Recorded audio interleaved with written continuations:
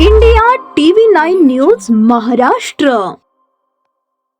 सोलापूर शहरातील gel road police Thane गुन्हे प्रकटीकरण पथकाने प्रभावी कारवाई करत तडीपार आरोपींकडून चोरी केलेले एकूण 111 मोबाईल जप्त केले असून त्यांची एकूण किंमत 13,52,998 रुपये इतकी आहे.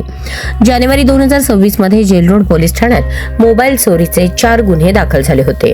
पोलीस उपायुक्त विजय कबाडे, सहाय्यक पोलीस आयुक्त प्रताप पोमण यांच्या आदेशानुसार तपास सुरू असताना 17 जानेवारी 2026 रोजी गुप्त बातमीच्या आधारे इक्बाल मैदान परिसरात सापळा रचून फारुख मोहम्मद हनीफ पठाण वय 42 राहणार शहापूर चाळ सोलापूर यास ताब्यात घेण्यात आले.